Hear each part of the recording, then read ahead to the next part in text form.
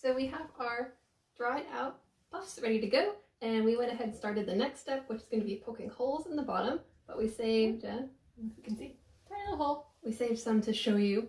Great tool for this, chopsticks. But again, paring knife, stabby stab, get your job done. I'm just going to, this would be easier if I was right-handed. You're just going to stab a little hole and then wiggle it around, because you want to be a little bit bigger than the width of the chopstick, just to have room for the nozzle to get in there. Yeah, so that's what we'll be putting our filling in. Just make sure not to stab through the top. Don't stab. Just be careful what you're doing. And be careful not to crush them in your hand when you're trying to put pressure in. Because I did that to a couple of them. Yeah. Too powerful. And then next thing we'll be doing, we'll be showing you guys some really simple fillings. Okay, filling time. So we're finally making it towards the end. Thank you for braving it out. So we've got two things. We've got some raspberry puree, which we added a little bit of red food coloring to. The reason we add red food coloring is because natural red from the puree, when it meets with dairy, we're going to be adding heavy cream, it turns gray, which is not so appealing. So this is just to brighten it up just a little bit, just a little extra splash. And then we had also in our fridge some leftover lemon curd, so we're going to be using that too. We made that lemon curd last week to go with some scones we made for the Winter in the Woodlands tea party. Yep, so we're trying to just use what we have in the fridge. We're going a non-traditional route. We're just gonna whip up some heavy cream, gonna make some nice whipped cream, and then we're gonna fold it into these things that we had lying about to repurpose. It's gonna be delicious, but it's not a great route if you want something to last for a long time. So we're gonna eat our little baby Croquembouche really quickly. We're gonna enjoy it. We're doing this for ease and simplicity because we want to use what we have. Traditionally for forgetting the word. Croquembouche? No, traditionally for no. Traditionally for cream puffs. Cream puffs. Traditionally for cream puffs. It's not even a French word. No. Traditionally for cream puffs, what you would be using would be creme chantilly, which sounds really fancy, but all it is whipped cream with a lot of powdered sugar. It's just really sweet, really stiff whipped cream. That's it. Which is beautiful and delicious. And then for Croquembouche, you normally take your little puffs and you fill them with pastry cream. Or if you're going to have a showpiece that you're going to be keeping for a long time, then you even add extra butter, like almost equal parts butter, to your pastry cream to make creme mousseline, and you pump that in there. And the reason you do that is because you want the extra fat to kind of coat and protect your filling, so it's not leaking out and making your puffs soggy.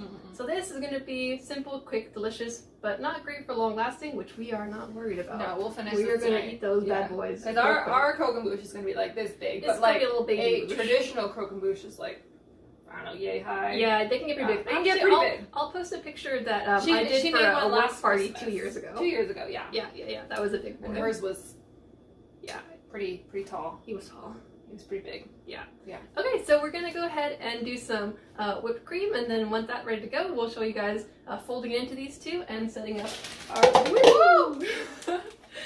Our piping bags. We did our piping bags in the same way we did for the dough. No tips on these ones. No tips on these ones. You just need a little tiny baby hole. Yeah, and again, whatever you have in your pantry you want to use, you can just do some plain whipped cream with a bit of sugar or some lemon, orange extract or vanilla extract. Maybe almond extract would be good too. Anything that you've got, you could put, I don't know, make it chocolatey. Anything you want. Yeah, you can play around with your fillings. Just be aware of how moist they are and how long you want it to last. Exactly, yeah. Yeah. So let's make the whipped cream. Okay, so for the whipped cream, we're just going to add our cream, depending on how many choux puffs you've got going or how much filling you want to make, just try and eyeball that. And we've got our whisk attachment, and we're just going to go ahead and whisk this bad boy up. Yeah, and we're going to take this to not a stiff peak, but just under that, because when we're folding it in, it's going to get worked some more. Yeah. Okay, so we've got this. You can see, give it a nice stir. It's got some body, but it's not quite a super stiff peak. So we're just going to take half of this. And you know what we're actually going to do before we split it in half? What I'm going to do is I'm just going to take a scoop. Oh, you're going to take a sacrifice? Yep, gonna make a sacrifice. So basically, when you're trying to add something really light, like a whipped cream, to something, you want to lighten up your base first, or you're basically just gonna deflate whatever you're adding in otherwise. So you sacrifice a small portion, is why it's called that. So you can see already this is a nice lighter texture. It's gonna be much easier to fold in the remaining whipped cream without deflating all of it, basically. So there's our raspberry puree, which you can see is nice and red. That's why we added the color. No gray filling here. It's a similar concept to like when you want to dissolve something into a broth or stock. You get a small cup of the hot stock and you stir it in so you get it all separated out, and then you dump it back in, which is the same kind of procedure, same concept, but you're using it for different ends. Basically, just think about it's worthwhile to take that intermediate step to get the consistencies closer together rather than just dumping stuff together. Right. Okay, but with the remainder of this, take half and put it in each bowl and fold in gently. And I love the colors this has turned out.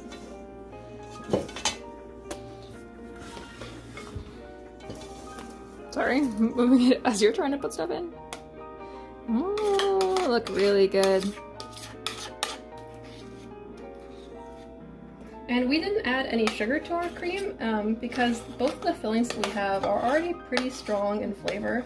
The lemon curd has sugar in it already. And then obviously the raspberry puree has the natural sugars in it too. So for us, this is already plenty the right sweet flavor. But if you want to add some sugar, totally add some sugar to your whipped cream if you want to sweeten up whatever you're using. So when you're folding, also just a little tip here, get under and turn. Yeah, you want to do a scooping motion. Exactly. That's why it's called folding, not stirring. Yeah. You're acting like you're going under and folding whatever you're folding in on top of itself. Yeah. It's a much gentle way to incorporate ingredients together because you don't want to beat all the air out of your whipped cream because that would defeat the purpose of whipping the cream. But you do also still want to make sure it's everything's combined. Exactly. So you see here, we're good Beautiful. to go. So, it looks so good. To the side, I know it's going to be really tasty. And then we'll do the same thing here with our raspberry puree.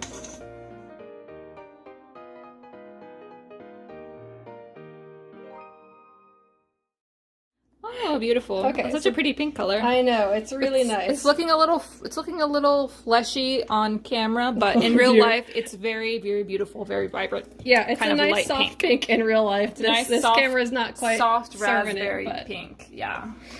Okay. It looks a little like liver paste on camera. Well, now you didn't hear that. It looks delicious in real life. Now you guys know why that red food coloring is in there. Imagine if we didn't have that in there. What it would look like. It would really look like pate. Yeah. We had a Christmas party for work a few years ago where we did a croquembouche, which I think we put the picture of for you guys. And we did not add food coloring to what we made. No. And when some people bit into them, they're like, "What did you put in here?" It was just like this gray alien goo. Delicious, but people were a bit confused. Yeah, I mean, because you think about it, a lot of your enjoyment from food is from visual, from the visual aspect. Taste is of course a large part of it, but it also wants to look appealing. Because if your looks appealing, your brain's gonna go, "Oh, that's gonna taste good too," and then it's just an extra cherry on top. So, as Oriana was saying, yeah, adding that little bit of food coloring. I mean, if you're just gonna make it for yourself, you can obviously skip that step too. But it's just more pleasing on the eyes to any guests you may be preparing things for. Okay, so we're gonna close the tops off of these guys and bring our little puffs back out and show you how to fill them. Ja-ja-dang! All right, now we have our completed choux puffs, and I've got 2 parchment sheet lined papers here, one for each flavor. We're being extra fancy and we're putting the lemon on one sheet pan and the raspberry on the other. That way we know which flavor is which, and we're going to be extra fancy, and so we can alternate flavors going around the croquembouche. But like I said, completely optional, whatever works best for you. And I've cut a very small slit in the pastry chip just so I can fit it inside. Yeah. Okay, so we're just gonna go ahead and fill these guys. And a tip for these, so put your piping tip in, and what you want to feel for is feel the change of the weight in your hand. You kind of feel them expanding a little bit, you can feel them filling.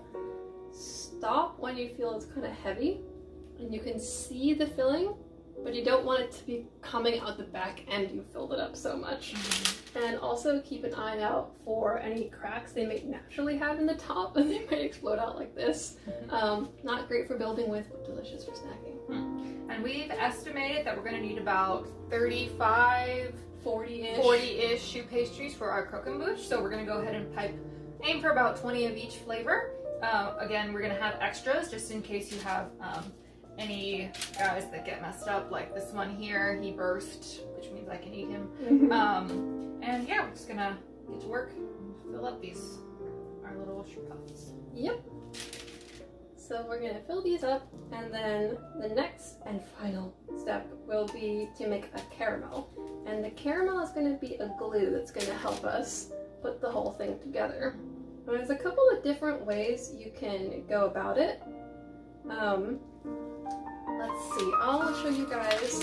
You can do a caramel and then use it to glue, use it to kind of dip and glue all the side pieces together in the cone shape we showed you at the beginning. And that's just freewheeling. That's like super old school traditional way. But alternatively, you can use a base. And normally it would be like a metal base that you would build around, and you would grease it so that you kind of twist it once the caramel is set and everything's stacked. And you pull it out and you have your hollow center. Or, more modern, some people are leaving it in as a decorative thing. But we came up with a different solution for that. I don't know why this idea struck me. It's a genius idea. But because you're a genius, that's why. Thank you, dear. We went ahead and made a Rice Krispie base for this, so you can see we have a little baby one. So we have a nice edible base that we can enjoy after the fact. Yes. And since Rice Krispies are naturally, full of butter and marshmallow, it actually has a nice smooth surface, so we don't have to worry about this being like rock hard and like struggling to get the puffs off. The hilarious thing actually about that croquembouche that I made for work, I took it a little too far with my caramel. I dipped the entire welded together, yeah. I dipped my whole puffs in caramel to glue them together, which was great for building, like, it was great to have the whole puff coated in caramel for building, because the whole thing was glue. You could just stack those bad boys however you wanted then. We're going nowhere. But once that caramel set, it was a little bit of a challenge to actually break one off. And by a little bit of a challenge, I mean we had to get a knife out and just like slam that bad boy and hack it. Yep. Delicious. Very, very crunchy. Actually, croquembouche in French means crunchy in the mouth. Yep. That's that caramel giving that little fun crunch texture. So we'll finish piping these bad boys, filling these bad boys up with whipped cream, and then we'll come back to show you the assembly. Yep. Or how to make caramel next, actually. Yes, caramel and assembly. Caramel and assembly. Okay. Caramel time. So in this pot we have 2 cups of granulated sugar and 2 tablespoons of corn syrup. I'm going to turn our heat on to medium-high, and then we have a half a cup of water. I'm going to add that in. Set this aside. And I'm going to do a brief swirling motion to make sure that my sugar is entirely covered in water. And while it's not heating right now, or it's not hot, I should say, I'm gonna go ahead and gently combine it just to make sure everything is saturated in the water. Everything is fully covered. But the thing with caramel is you really, really do not want to be stirring it while it is dissolving. Every time we watch Great British Bake Off, someone's going, my caramel's not turning out right, and they're just whipping it really hard, and then this one is screaming right at the TV. The thing is, it's granulated sugar. It wants to be granular. So if you encourage it to be granular by giving it that agitation, it's gonna granulate. So you're gonna get that gritty, non-pleasant thing. We're not going for that. Yeah. So leave it as much as you can, but if you see there's some sugar on the sides that's bothering you, just get a little bit of water and a pastry brush and just wash down the sides. I'm not going to do this with both Wait, you hands can avoid stabilized. stirring it. Yeah. It's okay to to do a little bit of nudging around, moving or nudging around gently. Yeah. When it's not melting evenly. not clear. Yeah. Once you've hit a clear stage of your sugar, you can see it's still cloudy right now. Don't touch it. That's when you really start wanting to be careful. And once it's really, you start to see air movement, basically you start seeing those bottom bubbles coming up, really, really don't touch it then, because it's already agitating itself. It doesn't need you agitating it too. Okay. Like I said, if you get tempted to do something, do it gently now in this first cloudy phase, or just wash down the sides. So we're gonna cook this until it's a light amber color, and then, so I have this bowl on the side here I'm gonna pour cold water into, because sugar cooks so quickly. Sugar gets really hot, so it cooks itself, really. Yeah, it just keeps going. So when we get the color we want, we're just gonna dip the bottom of the pot to cool it down quickly. Exactly, just to stop it where we want it. Yeah. Another mistake from my croquembouche of 2 years past was I cooked my caramel a little too hard. So not only were those puffs entirely covered in caramel, they were also covered in like rock hard caramel. Super crunchy, super delicious. Impossible to get apart. But that's fine. Nobody at my work knew what a croquembouche was, so they did not know my error. They did not know what standard they should expect of croquembouche, but it was delicious. Still a good croquembouche. Yes, it was just technically challenging. Yeah. Okay, so we'll go ahead and show you guys what color we're looking for when we get there. But again, just keep an eye on it. Just be friends with your caramel.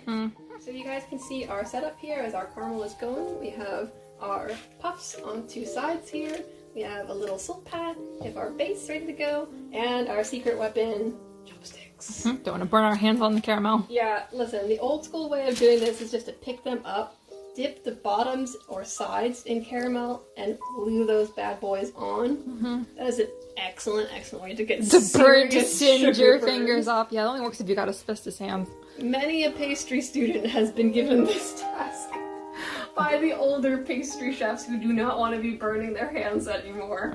But someone showed me this great trick of just using chopsticks to just pick them up and dip them. I'm gonna tell you, it is so much better. There's nothing nastier than a caramel burn. And if you can't use chopsticks, I guess tongs would probably work too. Yeah, anything you have to pick them up and place them.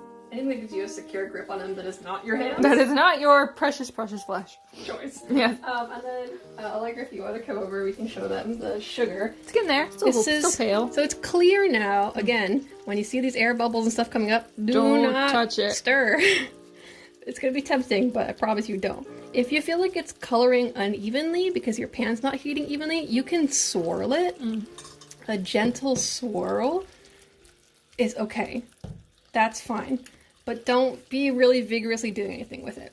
But yeah, so we're just barely starting to get a tiny bit of color, and we're going to take this up until amber color. Basically, we're looking for the same color that we have here on the puff. We're going for that. Nice golden amber color. Yeah, and when this caramel's ready to go, and we've shocked it, and in the water, we put it down there in between, ready to set. Yeah. You have to work right away. Right. You can reheat the caramel a little bit, but again, you don't want to cook it so much that it's hardening. So if it gets to a point you didn't work fast enough and your caramel's cooling down and you've already reheated it once, just make a fresh batch. Honestly, just make a fresh batch and enjoy your caramel as a side snack. Yes. And we're only going to plunge it in the water. Yep. And then take it out. We're not going to leave it in the water, otherwise that'll cool it too quickly, and we don't want that. Exactly, yeah. So just a brief shock. Let's do it. Caramel's ready. Croquembouche, assemble! And if you're doing this with a partner, just be careful for your poor partner. Oh. Do not be dripping burning caramel on people. That's all I'm saying. My other hand out of the way. So I can't be responsible for what my right hand is doing.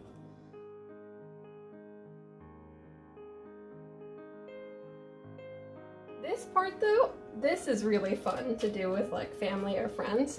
Traditionally, croquembouche is made for Christmas or New Year's, so that's why we're doing it this time of the year. It's good that we've divided the flavors so we each only gotta keep track of one flavor. Right, but this is something really fun to do with friends and family when it's safe to have, people over. parties and people again. That you can make your puffs in advance, and then you can get your caramel ready, and then have your friends and or minions do this for you. Especially if you want to make a especially if you want to make a really big one. If you got lots of people helping you out, so you can get it all done before your caramel hardens. Exactly. And do your best to think about the size of these as you're going up. Smaller ones are better towards the top. Oh! See, that's what we're trying to avoid. You good? Yes. Don't use this thumb. Oh no. That was just a tiny bit. Croquembouche. Testament to how hot it is. Oh yeah. Oh yeah. Croquembouche takes its first victim of the year. Oh yeah, and obviously if you're doing this in clothes that you like, do not be getting caramel on your nice clothes. Yeah. We're seasoned pastry chefs, so we can do this. She is a seasoned pastry chef. Let's do a few more on its side so we can get just a little bit taller. Yeah, like that. Ah! Ooh, be careful, careful. I've got a perfect one for the very top. What you do? Yeah. Here, help. Okay, you dip. I need to do one more raspberry. Sorry. That's okay. Do that one right there. Yeah. And then I'll do the last one. Do this one as our crowning jewel. Boop. Beautiful. There she is. So cute. Okay, we're just gonna break off some of these wispy guys and move this out of the way. And now, working very quickly, my dear, if you will take our child. Where are we going? Just put him aside somewhere safe. And I'm gonna take a fork, dip this into the caramel, drizzle it off, and let's see if I can get this to work. Create some wispy boys. Try like a whisk?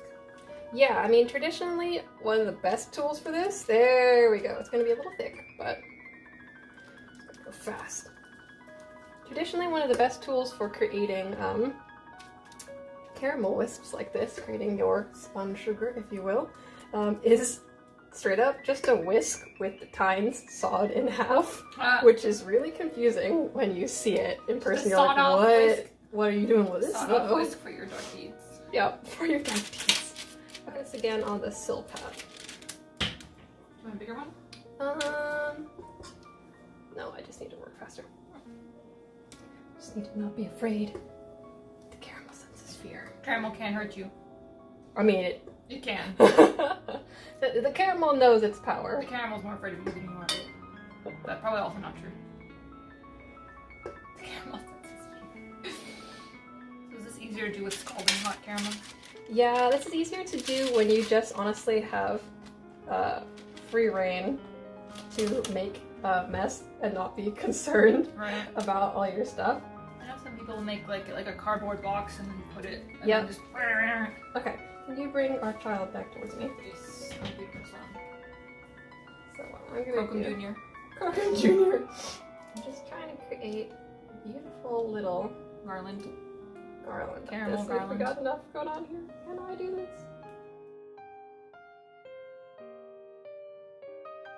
Yeah, that's more like it. Okay. Can you turn it back around this way?